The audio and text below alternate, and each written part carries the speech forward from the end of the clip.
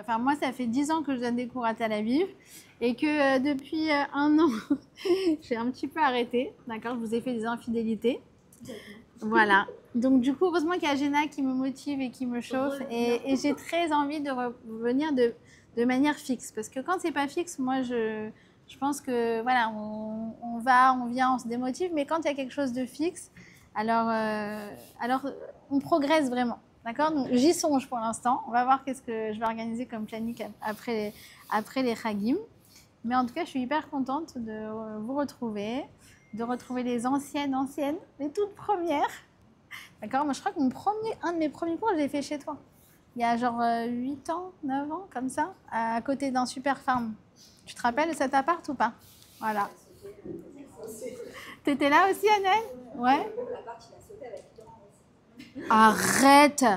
Bon, Meryl, par contre, là, ça me fait un peu peur. Voilà, au Hachem. Alors, on se retrouve pour un cours sur le mois de Elul. Et bon, je ne sais pas si vous êtes comme moi, mais voilà, moi, depuis hier, avec les nouvelles, c'était pas évident. Et pour moi, ça a été pas évident de me plonger dans ce mois de Elul. Et en fait, je me suis dit, ben voilà, la paracha, encore une fois, elle vient, elle nous dit tout. Parce que la paracha, elle nous parle de choses très difficiles. Elle nous parle de ce qu'on appelle les klalotes, c'est les malédictions, on va en parler. Mais elle nous parle aussi de très belles choses. Elle nous parle des bénédictions. Elle nous parle de la gratitude, du fait d'avoir de la reconnaissance.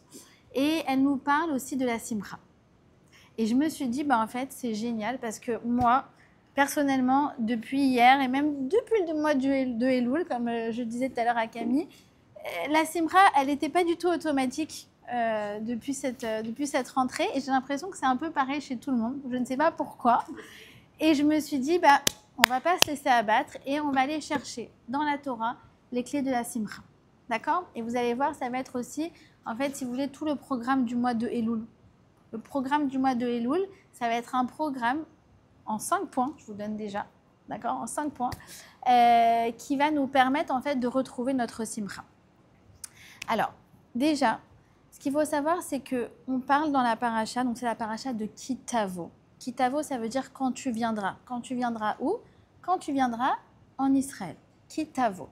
Et dans cette paracha, on nous parle d'un principe qui s'appelle comment? Qui s'appelle les bikurim. C'est quoi les bikurim?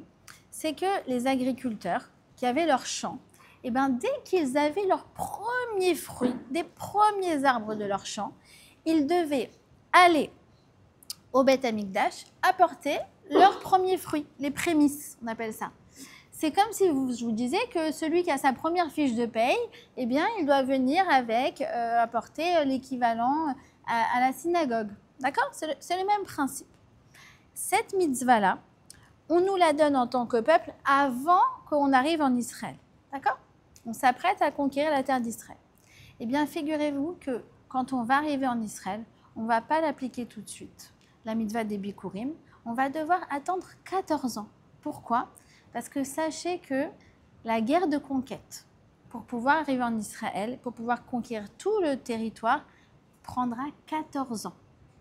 Alors on aurait pu dire, oui d'accord, mais celui qui avait son champ, sa maison, même s'il y en avait d'autres qui étaient encore en train de se battre sur le front, il pouvait aller amener ses bikurim, non? Qu'est-ce que vous en pensez? Non. Le rabbi, il dit pourquoi il ne pouvait pas amener les bikurim et pourquoi il fallait que tout le monde soit chez soi. Parce que pour pouvoir avoir vraiment de la joie et de la gratitude, il faut penser que chacun a un chez soi. Si chez toi ça va, mais que chez les autres il y a des difficultés, alors ta joie n'est pas complète.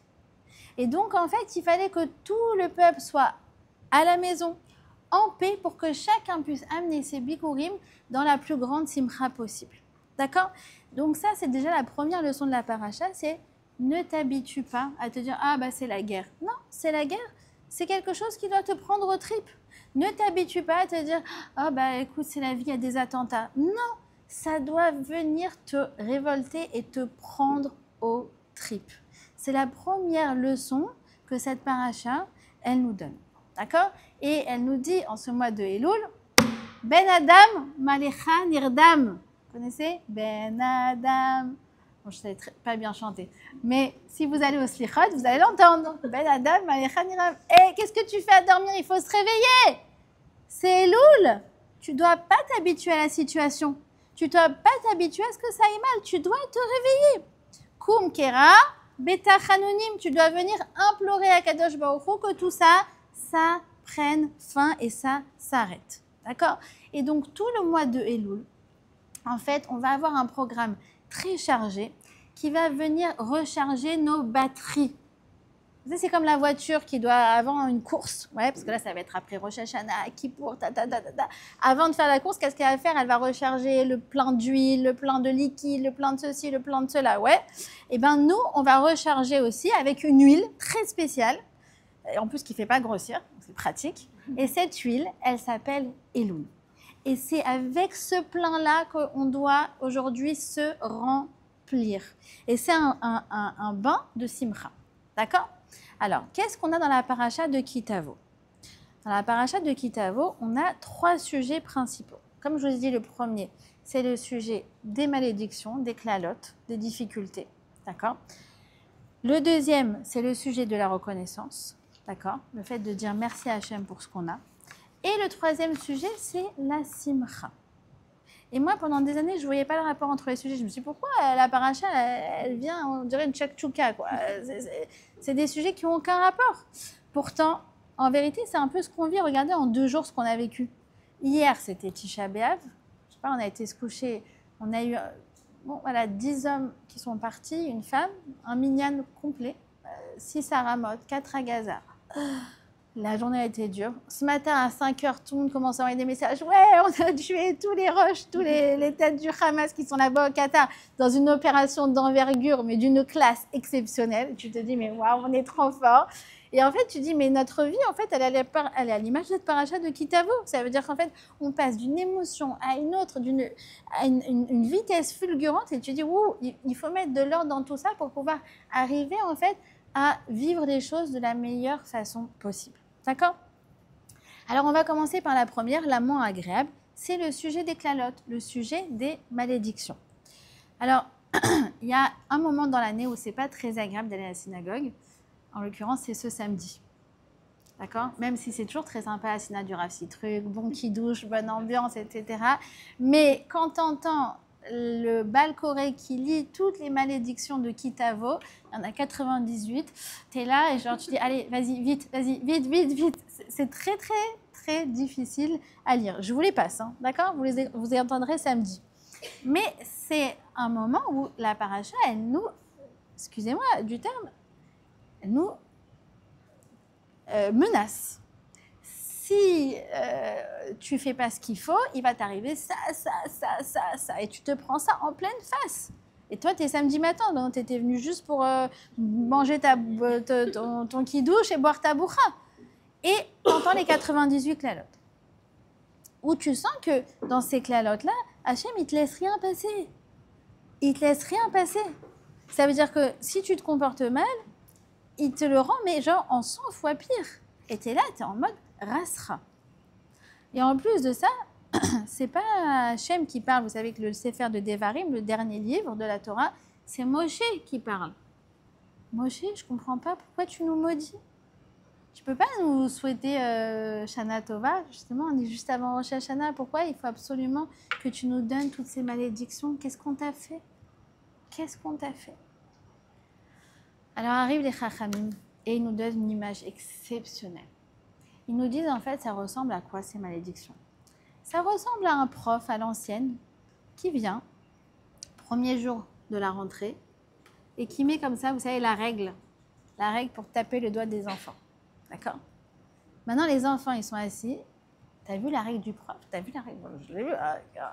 T'as vu. Il va nous mettre une clécha avec ça. Mais tais-toi! Et en fait, du fait qu'ils ont peur en voyant ça, et bien finalement, ils n'ont pas envie de mal se comporter. Ce qui fait que le prof n'aura jamais besoin d'utiliser la menace. La menace, en fait, elle est là juste pour te dire « je veux ton bien ». Sache que si tu ne vas pas dans la bonne direction, c'est ça ce qui va t'arriver. Tu sais, c'est comme la mère qui dit à son fils « je t'explique ». Non, le petit, il a 7 ans. Si un jour, on te propose de la drogue et que tu dis oui, je vais te mettre une tlécha, et genre, elle fait le bruit comme ça, t'as entendu la tlécha 100 fois pire. Non, le gosse, il a 7 ans, mais il a compris, enregistré dans sa tête que la drogue, non, c'est la tlécha. D'accord? C'est ça le principe. C'est-à-dire qu'en fait, c'est pas des malédictions, c'est des bénédictions. Pourquoi? Parce qu'en fait, elles sont juste là en théorie. Pour que nous, samedi, on soit là, on tremble de peur, tu te rends compte, comme le prof avec la règle, et comme la mère qui imite le bruit de la tlécha, la même chose. Pour qu'après, on rentre chez nous, on dit, non, mais en fait, moi, tu sais quoi, je ne veux pas tout ça. Je vais faire tout ce qu'Akadosh Baruch Hu, il me demande pour arriver à ne jamais arriver à ça. Donc, en fait, ce n'est pas des malédictions, ce sont des bénédictions qui viennent à nous assurer quoi? À nous assurer notre protection. Et qu'on n'aille jamais, jamais, jamais dans les mauvaises directions. Vous savez, c'est comme en Israël, ils font ça, les stages de... Comment ça s'appelle? Pour le permis de... comment dire en français? Vigilance. Faire attention. Non, alors, c'est quoi le stage? Tu vas pendant 3 jours, de 5 à 7, la tannée. Tu es assis avec plein de gens dans la classe. Et il te montre quoi? Des vidéos d'accidents de voiture. Maintenant, un, il était avec son téléphone, accident. L'autre, il a bu, accident. Tu sors de ça, ni je bois, ni je sors le téléphone, ni je conduis. Pourquoi? Parce que c'est bon, j'ai compris. J'ai compris. Donc, c'est pas là pour te faire du mal. C'est là pour te faire du bien. Et uniquement du bien. Pourquoi? Parce que du coup, vu que ça reste théorique, ça ne sera jamais, jamais mis en pratique. C'est ça tout le principe des klalotes. Parce que la Torah, elle est que chesed, elle est que bonne. Et que Akadosh Baruch Hu, il est que bon, il est que chesed, il veut que notre bien. Donc c'est pour ça qu'il nous a mis ça sur le papier. Juste pour te dire, regarde, voilà, que ça reste sur le papier. Que ça reste juste théorique. D'accord? Mais pour ça, il ne faut pas faire abstraction de la douleur. Si quelqu'un, imaginez que quelqu'un ne ressente pas de douleur. Vous savez qu'il y a des gens, ils ont une maladie qui s'appelle l'insensibilité à la douleur. D'accord? C'est-à-dire tu leur fais ça, ils peuvent avoir un bleu, un truc, ils vont rien ressentir. Maintenant, tu peux dire c'est génial, oh là là, il va chez le dentiste, détente, il peut se faire opérer sans anesthésie, mais c'est super détente, il a un bleu, il se fait... Voilà. Malheureusement, ces gens-là, ils ont une espérance de vie qui est très limitée. Pourquoi? Parce que la douleur, elle est là en fait pour te protéger. D'accord? Donc c'est pour ça que la Torah, elle te dit, tu as besoin de ressentir cette douleur. Ne t'habitue pas à ce que ça aille mal. Ne t'habitue pas aux attentats. Ne t'habitue pas à la guerre. Ne t'habitue pas à ces soldats qui tombent. Il faut que ça fasse mal. Et il faut que tu dises « die ». Il faut que tu dises « die » à Kadosh Baruch Hu. On est endormi. Est-ce que vous avez vu qu'on est endormi? On est endormi. Peut-être pas vous, mais moi je me trouve endormi. Pourquoi? Parce que ça nous met KO. Et tu préfères pas ressentir la douleur. Et là, la Torah, elle te dit non, tu dois ressentir la douleur parce qu'il faut que ça te réveille. Tu sais, c'est comme la fille qui a des contractions, elle dit non, ça va, je vais prendre sur moi. Mais non, tu dois faire quelque chose. Va à l'hôpital. Souviens-toi, Lévana. Contraction, tu fonces, tu vas à l'hôpital. T'attends pas que ça passe. Tu dis bah non, c'est bon, ça va aller. Oh, je peux prendre sur moi. Mais non, la douleur, elle est là pour te réveiller. Elle est là pour te réveiller. Tu sais, c'est comme la femme qui, au bout de 20 heures de travail, elle veut dormir. Je dis, mais non, c'est plus le moment de dormir, c'est le moment de pousser. Et là, nous, on est en train d'accoucher de Mashiach, on est en train d'accoucher de la Géoula. On est en plein dedans. Et on est comme cette femme, au bout de 20 heures de travail, qui dit, j'en peux plus, laissez-moi. Il faut que tu ressentes la douleur, il faut que tu cries, il faut que tu te bouges. Il faut que tu te demandes à Kadosh Baruch Hu que ça s'arrête. D'accord? Donc ça, c'est la première chose. La première leçon de cette paracha, c'est justement d'apprendre à te resensibiliser par rapport à tout ce qui t'entoure et apprendre à dire à Kadosh Baruch Hu, j'en peux plus de ça, je veux que ça s'arrête. Parce qu'on a besoin de notre filote. Et surtout, se souvenir que ce qu'on souhaite, et dans l'idéal, c'est que ça ne reste que quelque chose de théorique et que ça soit jamais, jamais, jamais quelque chose qu'on ait à vivre ou à entendre pour de vrai. D'accord? Ça, c'est la première leçon de Kitavo. Ensuite, on a la deuxième leçon. La leçon de quoi? La leçon des bikurim. La leçon de, comme je vous ai dit, ces fameux prémices. Que l'agriculteur, eh ben, ah, tiens, il y a une olive qui a poussé, waouh, mais je vais amener mes premières olives sur mon petit olivier. Allez, je vais prendre ça dans mon sac, dans mon baluchon, et je vais à pied jusqu'au Beth Amikdash pour apporter mes olives. C'était ça le principe. D'accord? Maintenant, quand il arrivait au Beth Amikdash, il apportait ses olives, eh bien, la Torah, elle nous donne tout le protocole. Nous, il apportait, et il disait comme ça, il devait faire une déclaration. D'abord, premièrement, qu'il a bien prélevé le maaser, etc. D'accord? C'est-à-dire qu'il a pensé aux autres. Ensuite, il dit comme ça, il dit à Kadosh Baruch Hu, maintenant que je me suis conformé à tes prescriptions, j'ai fait ce que tu m'as demandé, je te demande de me bénir. Et de bénir, écoutez bien, tout ton peuple d'Israël et la terre que tu nous as donnée, comme tu l'as promis à nos pères, ce pays ruisselant de lait et de miel. Eretz, Zavat, Chalav Udvash. C'est de cette paracha que vient l'expression. Là, à ce moment-là, tu dis, mais il vient et il demande à Hachem de le bénir. Pourquoi on fait toute cette procession? Pourquoi ça doit être comme ça, très protocolaire? Il amène et il demande à Hachem, bénis-moi, bénis tout le monde. Parce que en fait, quand cet agriculteur, il amène ses olives, on lui demande une chose. Tu sais, bientôt, ça va être Rosh Hashanah. Tu vas demander beaucoup de choses. Tu vas demander la richesse, tu vas demander la bracha, tu vas demander la bonne santé, tu vas demander la sécurité, tu vas demander le shalom. Je te demande avant ça de t'émouvoir des fruits que tu as. Tu t'arrêtes 2 minutes et tu te dis, j'ai des olives dans mon jardin. Tu t'arrêtes 2 minutes et tu te dis, j'ai à manger dans mon frigo. Tu t'arrêtes 2 minutes et tu te dis, j'ai des vêtements dans mon armoire. Parce que avant de demander des nouvelles choses, d'abord il faut t'émerveiller de ce que tu as déjà. Parce que sinon Hachem, il peut te donner plein de choses. Mais si toi, tu n'es pas capable de t'émerveiller, ben en fait, tu ne ressentiras pas vraiment la bracha. Donc la première tfila qu'on doit faire à Rosh Hashanah, la première, c'est Hachem. Regarde comme je suis contente de ce que j'ai. Avant de te demander de nouvelles choses, laisse-moi ce que j'ai déjà. Laisse-moi ce que j'ai déjà. Ma bonne santé, laisse-moi ce que j'ai déjà. Ma maison, elle est où? Meryl. Voilà, ma maison. Pourtant, on l'avait payée cette maison. Et bam, un missile de l'Iran, plus de maison. C'est fou. Tu dis ce que j'ai, mais pourtant c'était à moi. C'est fou. C'est fou.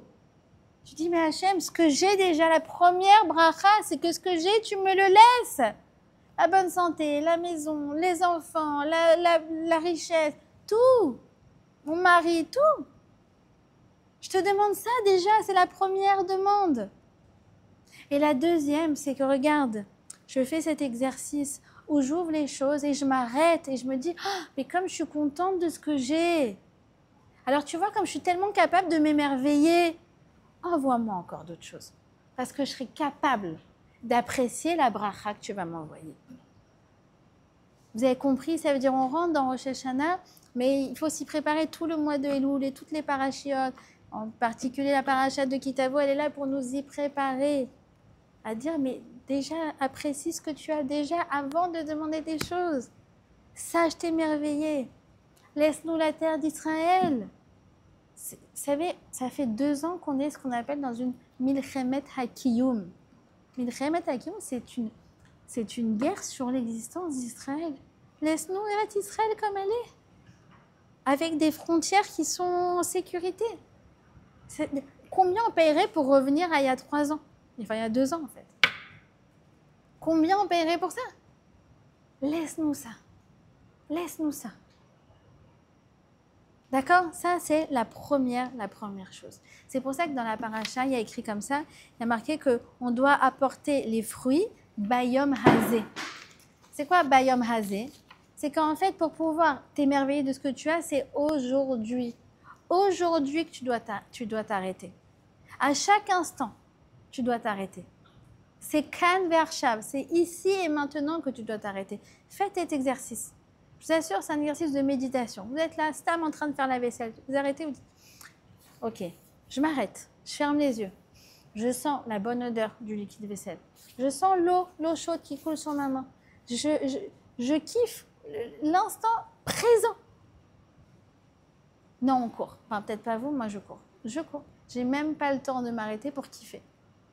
La paracha dit, Bayom Hazé, c'est maintenant. Tu veux kiffer, c'est maintenant. C'est pas demain, c'est pas après-demain, c'est pas avant, c'est pas en cogitant sur le passé ou en s'angoissant sur le futur. Ça n'a jamais apporté le bonheur, ça. C'est maintenant. Donc sache apprécier les bénédictions que tu as maintenant. Dis merci pour ce que tu as maintenant. Et ça, c'est la garantie que tu vas avoir des nouvelles choses. C'est écrit dans la Torah. Parce qu'une fois qu'il a apporté tout ça, il y a écrit qu'il y a la voix d'Hachem qui lui donne cette bénédiction, qui est marquée « Tu as apporté les bikurim aujourd'hui, tu étais dans la simcha, tu étais dans la joie, tu as apprécié, alors tu mériteras d'en apporter des nouveaux l'année prochaine. » Par le mérite du fait que tu t'es réjoui de ce que tu as maintenant, tu auras des nouvelles choses sur lesquelles te réjouir. Vous savez, c'est comme l'expression en hébreu, vous connaissez l'expression titrachi, vous achetez un vêtement. C'est-à-dire quoi, titrachi? Ça veut dire, alors moi je croyais toujours que c'était pour dire, ah, tu vas kiffer ce nouveau vêtement. Non, ça veut dire que tu rachètes d'autres habits. C'est ça la bracha quand tu dis, attends, c'est génial, c'est trop sympa. Parce que tu étais tellement contente, tu avais tellement de sourire quand tu es sortie du magasin avec la robe, la vendeuse dit, eh ben écoute, je te souhaite d'avoir ce sourire encore plus souvent. Titrachi, achète encore, profite, kiffe. C'est la garantie de la bracha. Maintenant et plus tard. D'accord? Donc ça aussi, c'est une autre chose que nous dit la paracha. Tout comme au tout début, vous vous rappelez, elle nous disait, ne t'habitue pas au mal. Ça doit te révolter. Ça doit te réveiller. La douleur est là pour que tu fasses quelque chose. Ne t'habitue pas au mal. Elle te dit dans le même sens, ne t'habitue pas au bien. En mode, bon, ça va, c'est normal, allez, ça va. C'est ma maison, je l'ai achetée, quelqu'un peut me l'enlever. Ne t'habitue pas. Excuse-moi, je t'embête. Non, mais Akol est Tova. Akol est Tova. Elle a trouvé mieux.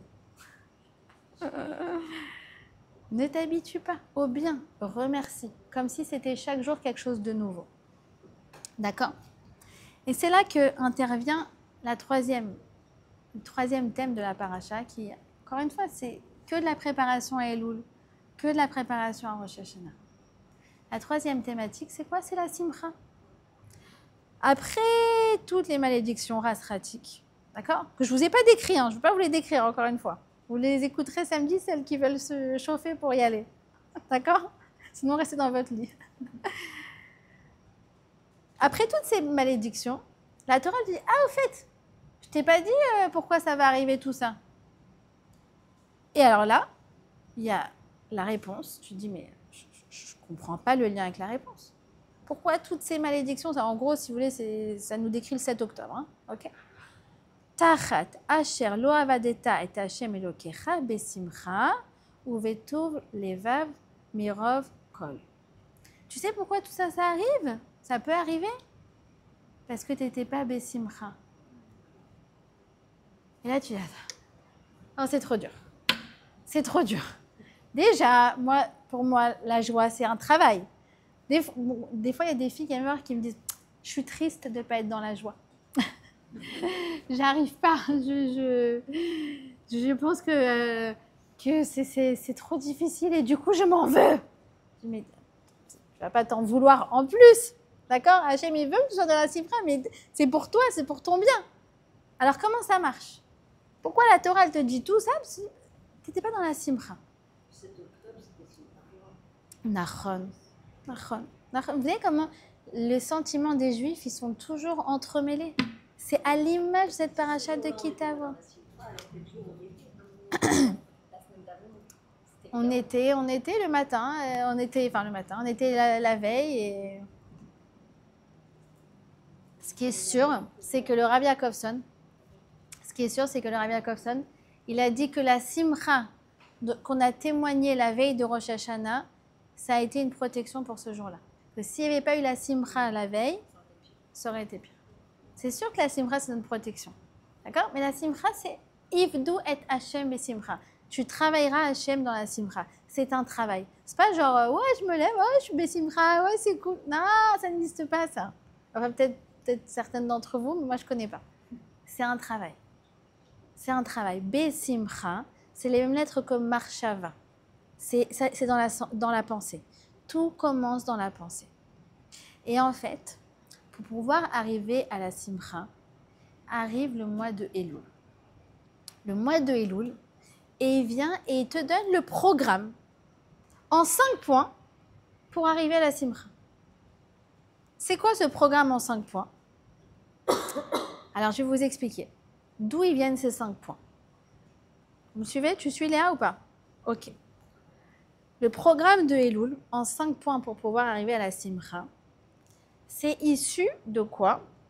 De 5 versets de la Torah, dont l'acrostiche des lettres, des premières lettres, c'est Elul. Par exemple, il y en a un que vous connaissez sûrement, c'est quoi?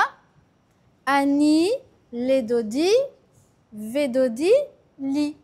Je suis pour mon bien-aimé pour moi. Ça, c'est extrait de quoi? Du Shir HaShirim, du Cantique des Cantiques. C'est très connu que, tu vois, tu peux prendre les premières lettres et ça fait Aleph, Lamed, Vav, Lamed, Ani, Ledodi, Vedodi, Li, Elul. Ok. Ouais, vous me suivez? Donc ça, c'est un des points. Ani, Ledodi, Vedodi, Li, c'est un des points du programme. Mais il y a 4 autres versets dans tout le Tanakh où si tu vois comme ça, tu fais première lettre Aleph, Lamed, Vav, Aleph, Elul. Donc ça, ces 5 citations, ces 5 versets qui disent en fait Elul, c'est les 5 points du programme de Elul pour pouvoir arriver à la simcha dont on a tellement besoin. Ok? Vous me suivez? Alors je vous les donne. D'accord? Le premier, c'est quoi? Le premier verset, les 4 mots, c'est quoi? Et levavcha, ve'et levav zarecha. D'accord? Et levavcha, ve'et levav zarecha. Ça fait quoi? Ça fait Elul. Ouais? De quoi on nous parle? On nous dit que Hachem, il va venir circoncire notre cœur. Notre cœur, ouais. Notre cœur et le cœur de notre postérité. Alors ça, je vais vous dire les filles, c'est le cadeau du mois de Elul. On a un cœur qui n'a pas d'entrave. Ça veut dire que tu as une relation qui est directe avec ton cœur. C'est peut-être pour ça aussi qu'on a tellement d'émotions depuis ces 2 semaines que Elul a commencé. Parce qu'en fait, on est en symbiose avec notre cœur, il nous parle. D'habitude, on a le cerveau qui fait entrave. D'accord? Qui dit, allez, laisse-moi tranquille, allez, je gère, allez, je maîtrise. À ce moment-là, au mois de Elul, je ne sais pas si vous l'avez senti, hein, c'est peut-être pour ça qu'on était toutes un peu à fleur de peau. Parce qu'il enlève. Et tu es en contact direct avec ton cœur. Direct. Maintenant, c'est quoi la chance? C'est que ça veut dire qu'en fait, tu es en contact direct avec toutes tes émotions. Avec ta neshama. Avec Hachem. Et en fait, ça va te permettre de faire quelque chose d'extraordinaire, de t'émouvoir de tout ce que tu fais déjà. Tu sais, on fait des mitzvot, ouais. Et on les fait en mode automatique. Enfin, peut-être pas vous, mais voilà. Mode et après, tu vas comme un zombie, pénétilat. Après, tu fais tes brachot en 2 temps, probablement, c'était bouclé. Après, tu prends ton café un peu mieux réveillé. Tu fais tout en pilote automatique. Et le Rav de Brisk qui dit, tu sais, au mois de Elul, on a l'habitude de faire tes chouvas. D'accord? Mais faire tes chouvas, c'est pas forcément encore rajouter. Faire tes chouvas, c'est quoi? S'émouvoir de ce que tu fais déjà. Mettre de la kavana dans ce que tu fais déjà. Tu n'as pas besoin de rajouter et encore rajouter. Une fois, il a raconté comme ça, le Rav de Brisk, qu'il y a ses élèves qui lui ont apporté un téléphone. C'était le tout début du téléphone, d'accord? Donc, ce n'était pas le téléphone comme ça. C'était le téléphone comme ça. OK? Celles qui connaissent. Et donc, du coup, et ses élèves ont dit, regardez, c'est extraordinaire, on peut être là-bas, à l'autre bout de la rue, on entend la personne et tout. Waouh. Et le Rav de Brisk, il dit, mais de quoi vous vous émerveillez? moi, je m'émerveille encore du fait que toi, tu es à l'autre bout de la pièce et que mon oreille, elle entend ce que tu dis. Pour moi, c'est déjà fascinant. En fait, c'est la même chose. Ça veut dire, au lieu de dire, bah, je vais encore rajouter, pourquoi pas? On peut encore rajouter. On a toujours quelque chose à rajouter. Mais déjà, la première teshuva du mois de Elul, c'est juste de remettre de la kavana dans ce que tu fais.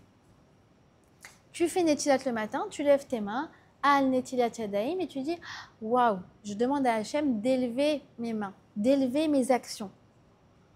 Je demande à Hachem de faire le bien. Avec mes mains, de pouvoir donner plus de tzedaka, de pouvoir être plus active pour faire des bonnes choses, pour cuisiner pour les soldats ou que sais-je. Je demande ça. J'allume les bougies de Shabbat plutôt que, comme moi encore une fois, tu cours en peignoir. Ouais, je suis en retard, poussez-vous, la nuit, tu t'arrêtes, d'accord, 5 minutes, et là, tu dis, je suis en train de rajouter de la lumière sur le monde. Je suis en train d'allumer les bougies de Shabbat comme Sarah, Rivka, Rachel et Léa, les mêmes bougies. Je fais Afrashat Chala comme elle. Je vais au mikvé comme elle. Je m'émerveille de tout ça. D'appartenir à une chaîne intergénérationnelle où moi je suis un maillon. Et cette chaîne, elle a 3500 ans. Et moi, j'en fais partie. Waouh! Vous connaissez mon histoire préférée sur les bougies de Shabbat? Qui la connaît pas? Ah, non. Mon histoire préférée. Alors, c'est passé à la veille de l'an 2000.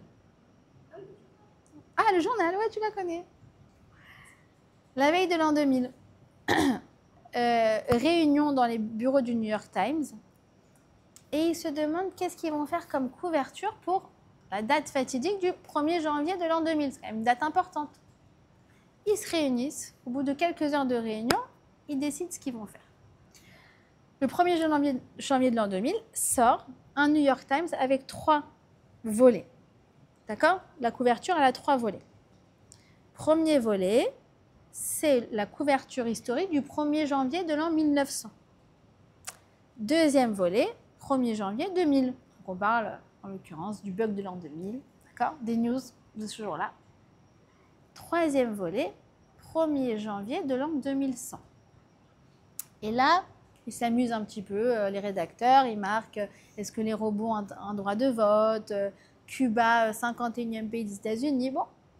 Et tout en bas de la page, il y a marqué Dear Jewish women, chères femmes juives, l'heure de l'allumage des bougies aujourd'hui est à 16h51.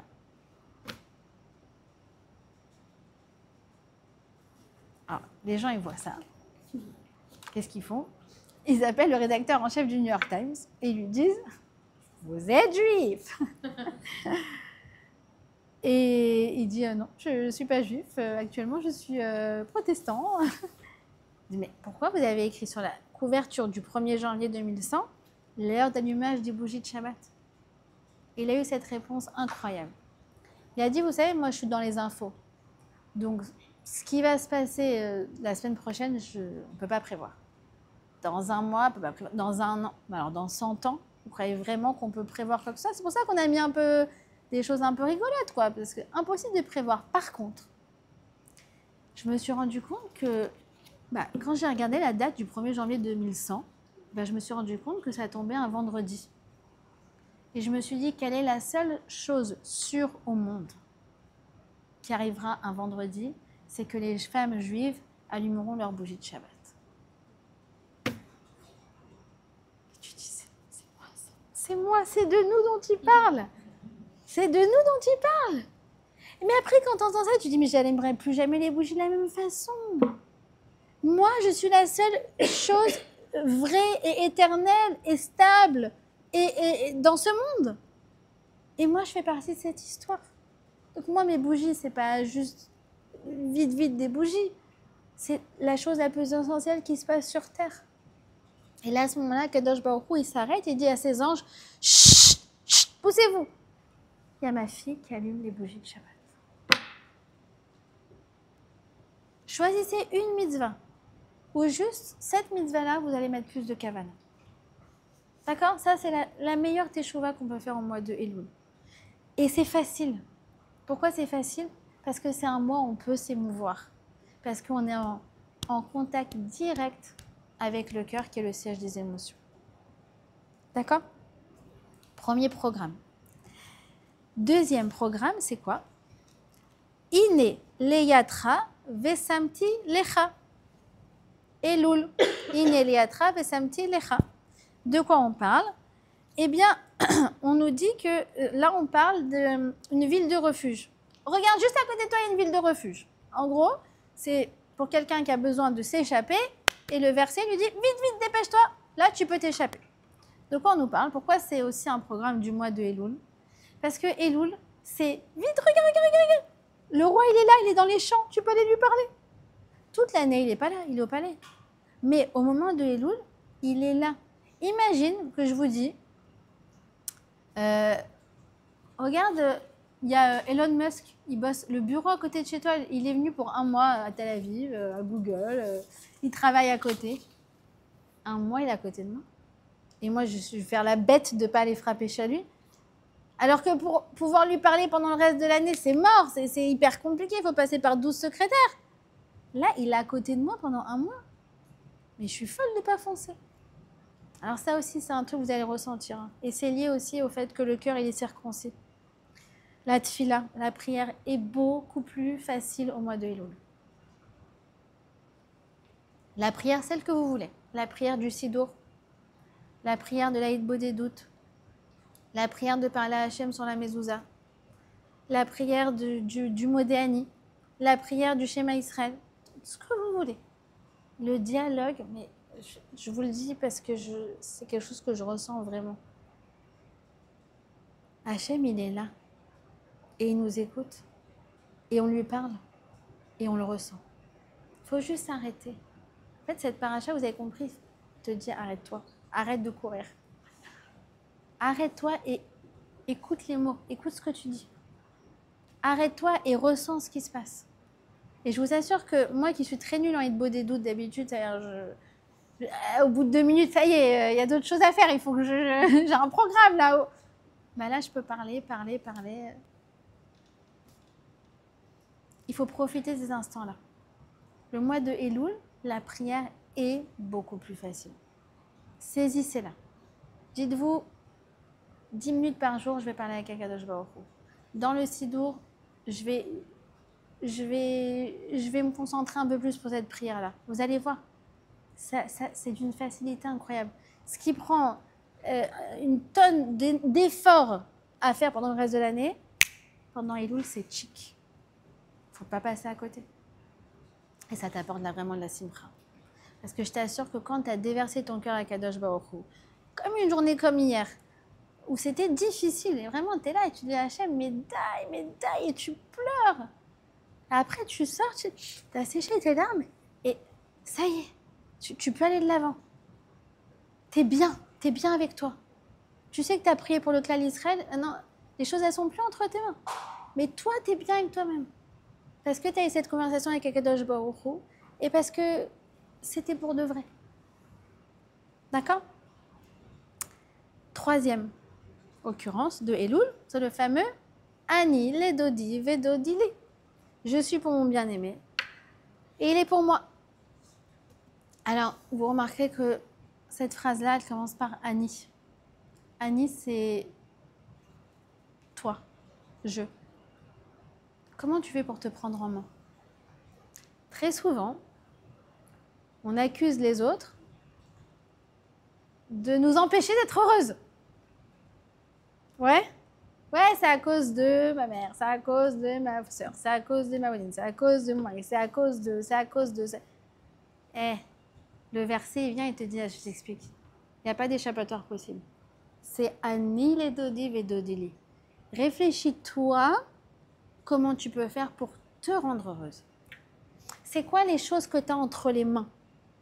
Qu'est-ce que toi, tu as à t'apporter pour te construire? Qu'est-ce que toi, tu as à t'apporter pour fabriquer ton bonheur? N'attends pas, et ça, je vous donne un klal, une règle très importante. N'attendez pas des autres qui vous rendent heureuse. Et quand je dis les autres, j'inclus, excusez-moi, le mari. N'attendez pas. Parce que si tu attends, ça peut ne jamais arriver. Non, et en plus, ça, si tu es dans l'attente, en fait, tu es dans la frustration. Tu dis non, c'est pas assez, non, c'est pas assez bien. Mais lui, le pauvre, il pourra surenchérir. Tu sais, c'est comme les enfants que tu amènes au parc Astérix. Maintenant, tu t'es fait la galère, la tannée, machin et trucs. T'es crevé, tu t'es fait un lambago parce que tu as voulu faire les activités avec eux et tout. Et ils ressortent, ils disent ouais, c'était nul, quoi. Ouais, c'était bof. Oh, c'était pas extraordinaire. Parce qu'ils attendaient trop que ce soit toi qui disais allez, venez, c'est génial, c'est trop bien. Mais non, mais c'est à eux d'être responsables de leur kiff. Et moi, depuis que j'ai appris ça, je dis aux enfants, je dis, regarde, moi je t'ai amené là, tu veux kiffer, tant mieux. Tu veux pas kiffer, c'est ton choix. Mais c'est pas moi qui va te forcer à kiffer. Alors je t'assure, tu leur dis ça, ils sont en hallucination. Ah bon, bah écoute, alors du coup, je viens de comprendre, en fait, c'est moi qui suis responsable de mon propre bonheur. Vous avez compris? Mais si, genre, le parent est là, genre, ouais, il faut trop que mon gosse, il kiffe et tout. Alors, l'enfant, genre, dafka, genre, il va faire le lourd. Alors, tu vas pas me forcer à kiffer. Si tu dis, regarde, c'est ton choix. C'est là, par casser. Tu veux kiffer, vas-y, la briotte. Tu veux pas, il n'y a pas de problème. Il faut pas attendre des autres d'être heureuses. De nous rendre heureuses, ça ne marchera pas. Ça ne marchera jamais. C'est pour ça que Elul, c'est à l'envers, c'est loulé. Loulé, c'est quoi? Loulé, c'est assis. Ça veut dire ça, assis. Ah ouais, mais si c'était différent. Ah ouais, mais si on avait une plus grande maison. Ah ouais, mais si il était plus comme ceci. Ah si les enfants étaient moins bruyants et embêtants et agités. Et si. Ah non, alors je t'explique. En Elul, tu arrêtes de dire loulé.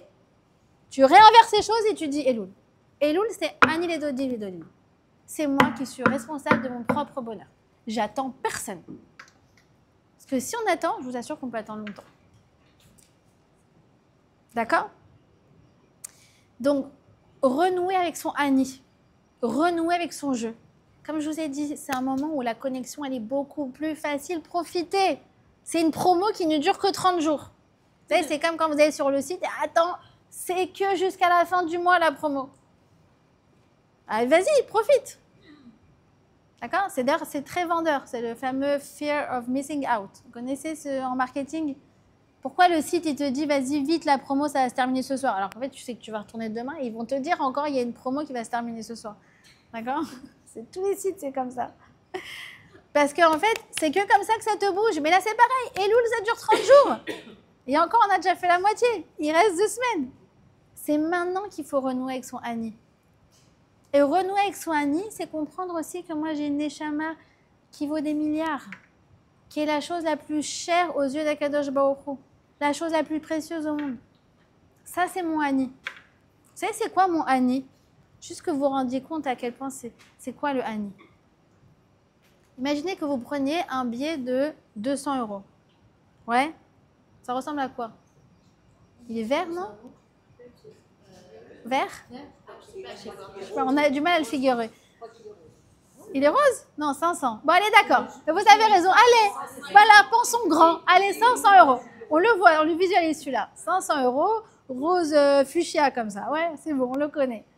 Maintenant, je vous l'amène. Je vous dis, regardez ce billet. D'accord? Vous l'avez tout vu. Je le prends, je le plie. Je le plie en 4, en 8, en 12. Il vaut combien ce billet? Il vaut toujours 500 €. Ah non, je le mets par terre, je fais comme ça et tout. Il vaut combien? Toujours 500 €, ouais.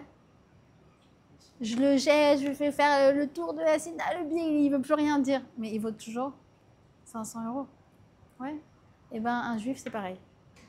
Il a une neshama qui vaut des millions, qui est infinie, qui est la chose la plus précieuse de Akadosh Baruch Hu. Et des fois, il ne prend pas trop soin de lui. Mais est-ce que ça va changer quelque chose de sa valeur intrinsèque? Jamais. Ça, c'est renouer avec son Ani. Reprendre conscience de qui je suis. Reprendre conscience de ma valeur infinie. Reprendre conscience que c'est moi, et moi uniquement, qui suis responsable de mon bonheur. D'accord? Ça, c'était le 3e point du programme de la Simcha. Vous me suivez ou pas? Ouais? Non, parce que vous avez rasra quand on parle de Simcha, donc là, ça va pas. Quatrièmement, Ashira l'Hachem, Vayomru les morts. Ashira, Hachem, Vayomru les morts. Vous commencez à comprendre le principe, ouais? Et Loul. De quoi on nous parle? Eh ben, chanter. Ashira l'Hachem. Je vous assure que quand le matin, on a du mal à se prendre en main, on est un peu patraque, on n'est pas au top, quand on met la musique déjà, les vibrations, ça marche direct. Direct. Ça fait du bien. Tout à l'heure, je parlais avec une fille qui me dit ah, pareil, elle aussi, moi de Elul, très dur. Mais par contre, elle me dit dès que je mets Spotify, wouhou, je suis repartie. Et je vais vous dire, le chant de folie à privilégier pendant le mois de Elul, c'est lequel? C'est le chant des slichot. Ah là là, quoi? Aujourd'hui, j'étais sur Spotify et TikTok Ah, a là là, le kiff. Le kiff. Il y a un super groupe WhatsApp qui s'appelle Réseau Breslev Ouais, qui t'envoie que des playlists de j'adore. musique revisitée. J'adore. Ça te rend Adon, slichot, na na na na na na. Ah, tout d'un coup, t'as même pas besoin de comprendre les paroles. Tu dis, wow, c'est mon enfance, c'est tout, c'est la Madeleine de Proust. Et si possible, alors moi c'est mon programme, j'espère, j'essaye de le faire une fois par an, mais Slichot au Kotel. C'est un rêve, mais c'est un rêve. Mais tu sais quoi, tu dis, ah, mais la Géoula est en marche. Pourquoi? Parce que tu vois des milliers de milliers de gens. Et ce qui est fou, c'est que depuis 5-6 ans que je le fais, il y a vraiment beaucoup plus de gens chaque année. C'est-à-dire, normalement, vous savez, ça augmente au fur et à mesure des jours, d'accord? Ça dure 40 jours, ok? Le 40e, donc c'est la veille de Kippour, c'est genre l'esplanade, elle est pleine à craquer. Mais ce qui est fou, c'est que l'année d'après, on redémarre, mais on redémarre au nombre de l'année dernière. Genre, le premier jour, l'esplanade, elle est pleine. Regardez les photos du côté. L'esplanade, elle est pleine à craquer. Et maintenant, c'est pas des petits vieux qui disent allez, c'est l'Ikhot, c'est l'Ikhot. Non, c'est des jeunes en mode TikTok. Allez, ouais, vas-y, ambiance l'Ikhot, allez, on y va tous ensemble. Mais c'est un truc de fou. J'ai une copine qui habite dans le centre-ville, elle me dit regarde, je t'explique, c'est la même histoire tous les soirs. Tous les restaurants en bas de chez moi, ils sont blindés. Chouk, Machane Yehuda, blindés. À 11h, les gens ils commencent à partir. Ils vont en direction du côté. C'est pas émouvant à voir. La Géoula, elle est là, elle est en marche. Allez-y, on ne peut pas rater ça. Allez-y au moins une fois dans le mois. C'est trop un rêve. Et ça c'est tout le mois de Elul. Moi, c'est mon moment préféré parce que d'abord, il y a les chants, ça me fait du bien. Et alors là, tu es au Kotel, sans tes entraves, direct avec le cœur, en rendez-vous avec Hachem, au top. Au top. Et tu retrouves ta vraie simcha. Parce que finalement, pour la simcha, on n'a pas besoin de choses matérielles. Non, on a besoin de sortir que ça vient à l'intérieur, ça nous parle à nos tripes, ça nous remplit, ça nous fait vibrer le cœur. Il n'y a pas meilleur que ça. D'accord? Donc les chants. Ashira l'Hachem, Vayomru les morts. Et la dernière, c'est quoi? C'est un extrait de la Megillah. Mishloach manot, Ish lereu, Vematanot, la Evionim.